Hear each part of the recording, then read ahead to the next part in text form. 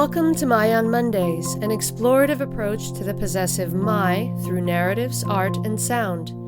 Each Monday brings a new creation and unique perspective. My on Mondays is brought to you by MING Studios, a contemporary art space and international artist residency program dedicated to the exhibition, experience, and exploration of arts and culture.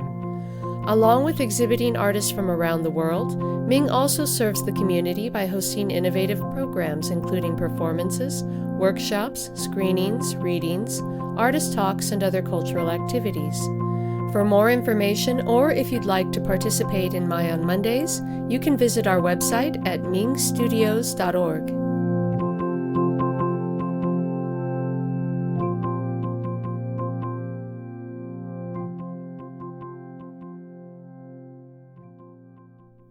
Hello and welcome to My on Mondays. This past week, June 19th, marked Juneteenth, also called Emancipation Day, Freedom Day, or the country's second Independence Day.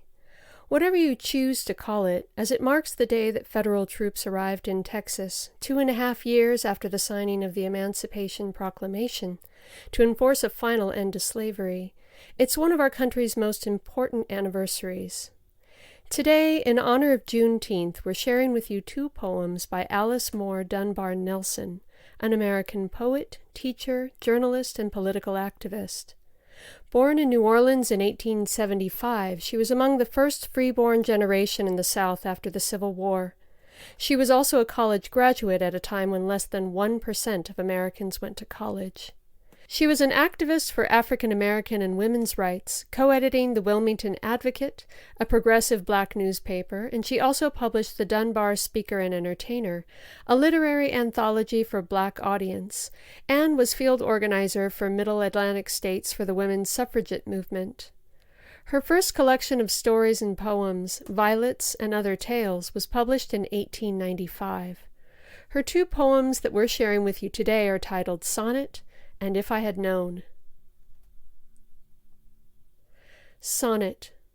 I had no thought of violets of late, the wild, shy kind that spring beneath your feet. In wistful April days when lovers mate and wander through the fields in raptures sweet, the thought of violets meant florist shops, and bows and pins, and perfumed papers fine, and garish lights and mincing little fops and cabarets and songs and deadening wine. So far from sweet real things my thoughts had strayed. I had forgot wide fields and clear brown streams, the perfect loveliness that God has made, and wild violets shy and heaven-mounting dreams, and now, unwittingly, you've made me dream of violets and my soul's forgotten gleam. If I had known. If I had known 2 years ago how drear this life should be, and crowd upon itself all strangely sad, mayhap another song would burst from out my lips, overflowing with the happiness of future hopes, mayhap another throb than that of joy, have stirred my soul into its inmost depths if I had known. If I had known 2 years ago the impotence of love, the vainness of a kiss, how barren a caress, mayhap my soul to higher things have soared, nor swung to earthly loves and tender dreams, but ever up aloft into the blue empyrene, and there to master all the world of mind, if I had known.